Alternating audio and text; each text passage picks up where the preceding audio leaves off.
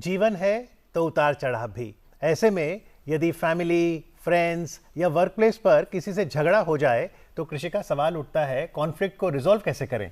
NVC, non violent communication. और आज हमारी मेहमान एनवीसी ट्रेनर हैं। आपने सोशल वर्क में मास्टर्स किया है और दशकों से आप जेंडर इश्यूज पे काम कर रही हैं। प्लीज वेलकम चित्रा पंचकरन जी। नमस्कार। बहुत स्वागत है आपका। चित्रा जी, सबसे पहले तो यही बताइए कि एनवीसी यानी नॉन वायलेंट कम्युनिकेशन क्या कॉन्सेप्ट है? नॉन वायलेंट कम्युनिकेशन के बारे में मैं आपको बताना चाहूँगी। इससे पहले मैंने ये जो कार्यक्रम देखा, इसमें दिखाया व्हाट्सएप और फेसबुक से जो है कितने आपस में झगड़े हो रहे हैं जी। और मुझे लगता है कि आज समाज में संचार के इतने साधन हैं, लेकिन जो एक रियल जो एक संवाद है वो मिसिंग है, और उसकी वजह से हर कोई इंसान को लगता है कि मैं दूसरे इंसान से अपने मन की बात नहीं कह पा रहा हूँ जी।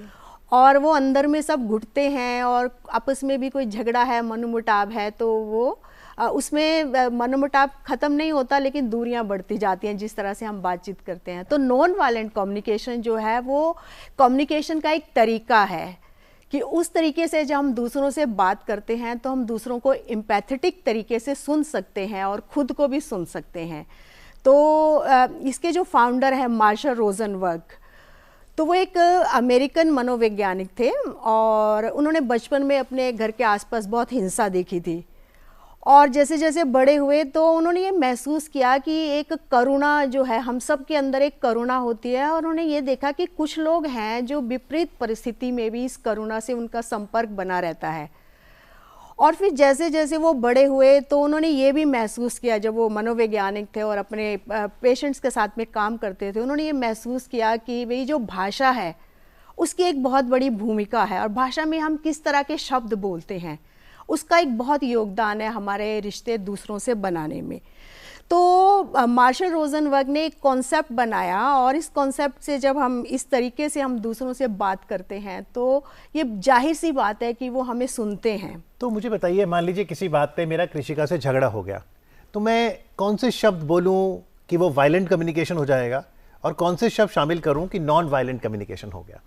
हाँ, तो नॉन वायलेंट कम्युनिकेशन में जो है वो कुछ एक तरीके हैं जब हम उस तरीके से बात करते हैं। जैसे हम ज़्यादा जजमेंट्स में बात करते हैं। अच्छा। हमने कोई स्थिति देखी जैसे तो मैंने बोला कि कृषिका ये तुम कैसे ये काम कर रहे हो जी, या मैंने जो भी बिहेवियर देखा मैं उसको इनको लेबल लगा देती हूँ या दोष देने लग जाती हूँ। और बहुत सारी परिस्थिति में हमने देखा कि हम खुद को भी बहुत दोष देते हैं। तो ये नहीं करना है, ये नहीं करना है। ये मैं मतलब ये है कि हम खुद को भी दोष देते हैं, खुद को भी क्रिटिसाइज़ करते हैं। बचपन में भी हमारे बहुत सारी चीज़ें होती हैं, बहुत सारे बिहेवियर पैटर्न्स होते हैं जिनको हम लेके बड़े होते हैं, और वही बिहेवियर पैटर्न हमारे एक ट्रिगर की तरह हमारे सामने आते हैं। और वो जब ट्रिगर आते हैं तो हम एक ऑटोमेटिक तरीके से दूसरों से बातचीत करने लग जाते हैं, और उसका असर जो है वो नेगेटिव होता है। तो नॉन वायलेंट कम्युनिकेशन कहता है कि हम नॉन जजमेंटल तरीके से दूसरे को हमें कैसे सुनना चाहिए। तो उसमें जो उसका फर्स्ट कंपोनेंट है कि ऑब्जर्वेशन, कि हम जब जज करते हैं किसी को जी। अब मान लीजिए अभी महिला दिवस हुआ है और महिलाओं ने इतने झंडे गाड़े हैं और इतना संघर्ष करके ये दिन आया है और सब महिलाएं मनाती हैं। तो उदाहरण के तौर पे अगर जैसे एक माँ है, वो काम करके घर पे अंदर आई है और वो देखती है घर बिखरा हुआ है, तो अगर वो जजमेंटल भाषा में बात करती है तो वो बच्चों को डांट सकती है और एक उनको लेबल लगा सकती है कि देखो कितना घर बिखारा हुआ है, खुद को ब्लेम करेगी कि, और फिर खुद को एक बेचारगी वाला विक्टिम मोड में आएगी कि देखो मैं तो सारा दिन थक खप के आई हूँ और बच्चों ने घर पूरा बिखेरा हुआ है। लेकिन जो नॉन वायलेंट कम्युनिकेशन में है कि एक ऑब्जर्वेशन है कि मैं घर के एंटर करती हूँ और मैं देखती हूँ कि ये सब चीज़ें जो हैं बिखरी हुई हैं, मैं सिर्फ ऑब्जर्व करती हूँ, मैं थोड़ा सा ठहरती हूँ, एकदम जज नहीं करती, एकदम ऑटोमेटिक रिएक्शन नहीं होता, मैं उस चीज़ को देखती हूँ कि ये सब चीज़ें हैं यहाँ पे, और फिर मैं महसूस करती हूँ। जो इसका सेकंड कंपोनेंट है कि फीलिंग्स, कि हमने जो ऑब्जर्व किया तो हम क्या फील करते हैं, हमारी भावनाएं क्या चल रही हैं। तो जब हम अपनी भावनाओं से कनेक्ट होते हैं तो हम देख पाते हैं कि हमें थकी हुई मैं आई हूँ, मुझे इरिटेशन हो रही है, मेरे को थकावट भी है। तो जब हम अपनी भावनाओं से कनेक्ट होते हैं तो हम ये भी जान पाते हैं कि जो बाहर की परिस्थिति है वो एक ट्रिगर हो सकती है, लेकिन वो रीज़न नहीं है जी। हमारी जो भी खुशी है या नाखुशी है, उदासी है, वो कारण नहीं है। बाहर के लोग या बाहर की परिस्थितियां कारण नहीं है, वो हमारी अपनी इमोशंस हैं। Basically, if we can control emotions inside, then we can control things outside too. Right और अभी हम समाज में देखते हैं कि अगर कहीं पे भी लड़ाई हो रही है, किसी भी प्रकार का झगड़ा हो रहा है, तो यूजुअली वो इसलिए होता है क्योंकि कोई बात होती है, हम ऑब्जर्व नहीं करते हैं सामने वाले को, कोई बात बुरी लग जाती है, सोल्यूशन ओरिएंटेड नहीं होते हैं, हम ये नहीं देखते कि हम उस चीज़ को जड़ से कैसे निकालें। हम उस एक कोई बात बुरी लग जाती है, उसी को बार बार हम लड़ाई कर रहे होते हैं। तो नॉन वायलेंट कम्युनिकेशन बेसिकली एक ऐसा तरीका है जिससे हम लोग आमतौर पे लोगों को समझ सकते हैं, इसका ये मतलब हुआ। बिल्कुल कृषिका, और आपने कहा कि एक सोल्यूशन की बात, तो मार्शल रोजनबर्ग ये भी कहा करते थे कि सोल्यूशन से पहले कनेक्शन। Okay. तो वो कहते हैं कनेक्शन बिफोर सोल्यूशन। तो दूसरे व्यक्ति के अंदर क्या चल रहा है, अगर कोई एंगर भी है उसके अंदर, उसको गुस्सा भी आ रहा है,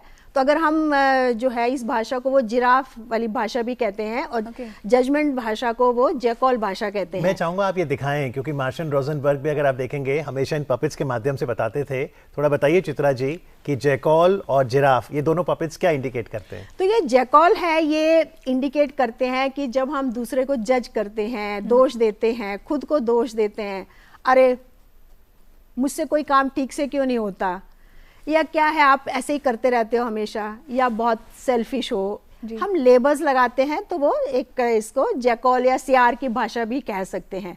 तो सियार की भाषा क्या है, ये ऑटोमेटिक रिएक्शंस है हमारे, ये ब्लेम गेम है कि खुद को ब्लेम करना और दूसरे को ब्लेम करना। और इसमें क्या है कि डिसकनेक्शन होता है, ये जो लैंग्वेज है वो हमारा दूसरे व्यक्ति के साथ डिसकनेक्शन क्रिएट करती है। हम खुद से भी, जो हमारा एक कंपैशन का जो स्थान है हमारे, जिसको हमारे अध्यात्म में भी एक कहते हैं ना, हमारे अंदर एक दिव्य ऊर्जा है, तो उससे हमारा संपर्क जब टूट जाता है तो हम जो है वो शांत नहीं महसूस करते जी। तो ये जो है हमारा जो सियार है, ये उसका प्रतीक है। जी, तो एनवीसी एक स्पिरिचुअल प्रैक्टिस हुई, तो जैसा चित्रा जी ने कहा जैकॉल की भाषा नहीं अपनानी, जिराफ की भाषा, ये भी दिखाइए, ये क्या है? तो देखिए ये जो है, ये जिराफ जो है वो इस बात का प्रतीक है कि वो एक जो कंपैशन है वो हमारे अंदर है, और साथ में ये जो सियार है ये भी हमें उस वहां तक लेके जाता है। तो सियार भी उतना ही महत्वपूर्ण है, क्योंकि मान लीजिए अगर हमारे अंदर गुस्सा है या किसी व्यक्ति के अंदर गुस्सा है, तो उसके पीछे कोई कारण है। कोई कारण है, तो गुस्सा हमें बताएगा कि हमारे अंदर क्या चल रहा है जी, हमारे अंदर कुछ तो है जो डिस्टर्ब हो गया है। तो ये हमें मदद करता है हमें यहाँ तक पहुँचने के लिए। तो दोनों जिराफ जैकॉल दोनों जरूरी हैं, दोनों ही जरूरी हैं। और जब हम अपने गुस्से को देखते हैं या किसी व्यक्ति के अंदर गुस्सा देखते हैं, तो हम अपने अंदर में हमारे क्या चल रहा है, तो हमें समझ में आता है कि अगर हमें किसी परिस्थिति में गुस्सा आ रहा है जी, तो जब मैं जैकॉल की भाषा में ऑब्जर्व करती हूँ खुद को, अपनी फीलिंग्स देखती हूँ कि मुझे गुस्सा आ रहा है, मुझे निराशा हो रही है या मुझे थकावट है, तो मार्शल रोजनबर्ग एक तीसरे कंपोनेंट की बात करते हैं, वो है नीड्स। तो आप कह रहे हैं ऑब्जर्वेशन, फीलिंग्स, नीड्स, तीसरा। हाँ जी। और चौथा है रिक्वेस्ट। नीड्स क्या हुआ? तो नीड्स में है कि मेरी नीड क्या है इस वक्त में। जब एक माँ थकी हुई आई है तो उसकी नीड क्या हो सकती है? उसकी नीड है कि उसको आराम चाहिए, तो वो माँ जो है खुद से कहते कि हाँ मेरी रेस्ट की नीड है अभी। और घर बिखरा हुआ है तो उसको घर कैसे देखना है, उसको घर व्यवस्थित देखना है, उसकी एक व्यवस्था की जरूरत है। एक घर में सुंदरता चाहिए तो सुंदरता की एक जरूरत है। तो जब वो अपनी नीड से कनेक्ट होती है इस तरीके से, तो वो जो एक एनर्जी उसकी आ रही थी ना, बहुत एंगर वाली एनर्जी, वो सबसाइड हो जाती है। फिर वो बच्चे को ब्लेम नहीं लगाएगी, बच्चे को दोष नहीं लगाएगी, उसको लगेगा मेरी नीड है। और मार्शल रोजनबर्ग का जो ये कॉन्सेप्ट है नॉन वायलेंट कम्युनिकेशन, इसके हार्ट में नीड्स हैं। तो मार्शल रोजनबर्ग का ये भी कहना है कि जो हमारी ज़रूरतें हैं, सबकी ज़रूरतें एक जैसी होती हैं। सबको प्रेम चाहिए, अपनापन चाहिए, सबके लाइफ में मीनिंग पर्पस होना चाहिए। तो सबकी नीड्स एक जैसी होती है, तो फिर कॉन्फ्लिक्ट क्यों है? तो उनको लगता है कि नीड्स के लेवल पर सबकी नीड्स एक है, लेकिन कॉन्फ्लिक्ट जो है वो हमारे अलग अलग तरीकों से कॉन्फ्लिक्ट हो जाता है। और नीड्स के बाद रिक्वेस्ट की आपने बात करी। हाँ, तो जैसे अभी ये बात करता है डिमांड से, ये ऑर्डर करता है, डिमांड करता है। अच्छा। कि मैं अभी आई हूँ और ये सामान सारा उठा के रखो तुम। बच्चा आएगा मैंने नहीं रखना। अगर वो रखता भी है तो उसको डर से रखेगा। राइट। डर होगा उसको कि माँ मेरे कोई ना कोई पनिशमेंट देगी। अभी देखा वो बच्चे इतना मोबाइल में इतने ज़्यादा एडिक्शन है, तो अगर मोबाइल छीन लिया तो कैसे होगा, तो बच्चे डर के मारे जो है उसको मानेंगे उस बात को। लेकिन जो मैं रिक्वेस्ट की बात बता रही हूँ, तो रिक्वेस्ट ये है कि हम दूसरे से चेक कर सकते हैं कि मैं ऐसे थकी हुई हूँ, मेरी आराम की ज़रूरत है और मेरे को एक ऑर्डर चाहिए घर में, तो हम चेक कर सकते हैं, एक विनती कर सकते हैं बच्चे से, तो क्या तुम ये सारा सामान जो है अपनी अपनी जगह रख सकते हो। तो ये हम चेक कर सकते हैं। बिल्कुल जी। तो बेसिकली ये जो आपने बताया कि गुस्सा और शांति ये दोनों हमारे मन में है, हमें नॉन वायलेंट कम्युनिकेशन ये सिखाता है कि हम कैसे ये सारे जो इमोशंस हैं इन्हें फील करें और फिर अपने बारे में समझें और फिर दूसरे जो मनुष्य हैं उनसे कनेक्ट करें। ऐसी कोई ये कनेक्ट सिखाता है हमें नॉन वायलेंट कम्युनिकेशन। बिल्कुल कृषिका, आपने बिल्कुल सही कहा कि ये हमारी जो दोनों इमोशंस हैं इनको महसूस करना जी। और ज़्यादातर समाज में हम लोग अपनी भावनाओं को महसूस नहीं करना हमें सिखाया जाता है। हमारे अंदर जो भी होता है वो अंदर रहता है, हमारे थॉट्स तो बहुत सारे चलते हैं लेकिन हम महसूस क्या कर रहे हैं तो महसूस नहीं करवाया जाता। तो ये नॉन वायलेंट कम्युनिकेशन में फीलिंग्स का बहुत जो है इम्पोर्टेंट रोल है कि फीलिंग्स को एक तरह से हम कह सकते हैं कि एक खुशबू होती है जो एक फ्लावर तक हमें लेके जाते हैं। खुशबू हमें बताते हैं कि ये फ्लावर कौन से फ्लावर से ये खुशबू आ रही है, तो ये हमारी फीलिंग्स ही हैं जो हमें नीड्स तक लेके जाती तो हैं। चित्रा जी, जैसे अब हमने एनवीसी टूल के बारे में तो जाना, अभी हमने देखा 8 मार्च को जब अंतर्राष्ट्रीय महिला दिवस मनाया गया तो इस बार संयुक्त राष्ट्र की थीम थी राइट्स, जस्टिस एंड एक्शन। तो आपने तो दशकों जेंडर इश्यूज पे काम किया है, ये टूल जेंडर सेंसिटाइजेशन में हमारी कैसे मदद कर सकती है? देखिए, ये जो टूल है ये बात करता है कि भाई राइट रॉन्ग से परे पावर ओवर जो स्ट्रक्चर की भाषा होती है वो जज करना, तो ये जो है वो एक ह्यूमननेस देखता है खुद में भी दूसरे में भी। तो महिला है या पुरुष है उसके अंदर में सबसे पहले एक इंसान है जी। तो एक इंसान कैसे एक दूसरे से कनेक्ट करता है, तो उस तरीके से जो है ये जेंडर इक्वालिटी में भी ये प्रोसेस जो है बहुत फ़ायदेमंद है। और मैंने अपने काम में, जब मैं काउंसलर थी और मेरे पास काफ़ी महिलाएं घरेलू हिंसा के केसेस लेकर आया करती थी, तो इस प्रोसेस से मैं उनसे तो बात करती थी लेकिन जो उनके पति थे उनसे भी मैं उसी तरीके से मैंने बात करना सीखा। और जब से मैंने ये भाषा सीखी, दोनों से ही मैं उनकी भी नीड समझ रही थी और उनकी भी नीड समझ रही थी। और कभी कभी ऐसे होता था बीइंग ए महिला, मैं सिर्फ उसी महिला को भी देख लेती थी और लेकिन पुरुष की क्या चल रहा है वो नहीं देख पाती थी। क्या लगता है डाइवोर्स के रेट कई बार होता है जी बढ़ रहे हैं समाज में, क्या कारण है? क्या एनवीसी सुलझा सकता है, रिकंसाइल कर सकता है मियां बीवी के झगड़े? एनवीसी का जो मेन जो कंपोनेंट है जो मैंने आपको बताया कि कनेक्शन बिफोर सोल्यूशन, तो बहुत सारे केसेस ऐसे आए हैं जो डाइवोर्स पीरियड में थे और वो एनवीसी के वर्कशॉप में गए हैं, दोनों हस्बैंड वाइफ। और जब उन्होंने वो वर्कशॉप अटेंड किया और उन्होंने एक नए तरीके से अपनी परिस्थितियों को समझा, अपने इश्यूज को एड्रेस किया, तो उनके डाइवोर्स रुक गए। तो बेसिकली अगर ये कनेक्ट मिल गया तो सोल्यूशन तो खुद ब खुद ही मिल गया। सोल्यूशन खुद ही आता है, क्योंकि अगर हमारा वो कनेक्शन ही नहीं है, जब हमारा डिसकनेक्शन है तो फिर हमें कंफ्यूजन है और फिर हम दूसरे व्यक्ति के बारे में अच्छा नहीं सोच पा रहे, मतलब हमारी वो जजमेंट की भाषा आ रही है लेकिन दूसरे व्यक्ति से हमारा कनेक्ट हो गया। और इस प्रोसेस में ये भी है कि हमारी नीड्स के साथ दूसरे व्यक्ति की नीड्स भी उतनी ही इम्पोर्टेंट है। एक और उदाहरण आप बताइए कि एक बेटा था और लंबे समय से वो अपने फादर से बात नहीं कर रहा था, आपने एनवीसी की टेक्निक अपनाई, फिर क्या असर पड़ा? मैंने आपसे शेयर किया था कि मैं एक कार्यशाला में थी और एक जो है वो बेटा जो बहुत बड़ा हो गया लेकिन बचपन में पिता के साथ उसकी कोई ऐसे घटना हुई थी, पिता ने उसको सब 10-20 लोगों के सामने किसी बात के लिए सजा दे दी थी और उसको कहीं रात भर खड़ा कर दिया, छत में बिठा दिया। उस बच्चे के मन में इतना दर्द था कि मेरी इतनी बेइज्जती करी मेरे पिता ने, और जब वो बड़ा हो गया तो वो बात ही नहीं करता था अपने पिता से। और उसके पिताजी भी जब तो थोड़ा बच्चा बड़ा हुआ तो उन्हें भी एहसास हुआ कि मैंने अपने बच्चे को जो सज़ा दी उस तरीके से नहीं देनी चाहिए थी, लेकिन बच्चे ने उसको इतना ज़्यादा उस दर्द को अपने अंदर बिठा लिया कि वो बड़ा भी हो गया, वो दर्द उसके अंदर रहता था और वो डिप्रेशन में तो कभी एंग्जाइटी में सामने आता था। तो जब वो हमारी कार्यशाला में आया है और जब उसने इस प्रोसेस से खुद को समझा जब उसने खुद के साथ काम किया और फिर जब खुद के साथ जब उसने पूरी सारी जो चीज़ें थी उनको लेट गो किया और अपने पिता को माफ़ किया, एंड में उसने अपने पिता को माफ़ किया। उसके बाद जब हमने कहा कि तुम ये देखो कि भी तुम्हारे पिता ने जो किया वो क्यों किया, तो जब वो अपने पिता की स्किन पर गया तो वो देख पाया कि मेरे पिता के भी क्या सोच चल रही थी, उन्होंने किस वजह से वो सब किया होगा, तो वो अपने पिता को अंडरस्टैंड किया। और कार्यशाला के बाद तुरंत बाद वो बाहर गया है, उसने अपने पिता से फोन पे बात करी, वो बहुत रोया, कार्यशाला में भी बहुत रोया और पिता से बात करके रोना भी ठीक है, ये भी एक इमोशन है। रोना जो है मतलब रोना तो मतलब मैं कहती हूँ अपने आप को अभिव्यक्त करने के लिए रोना तो बहुत सुंदर अभिव्यक्ति है।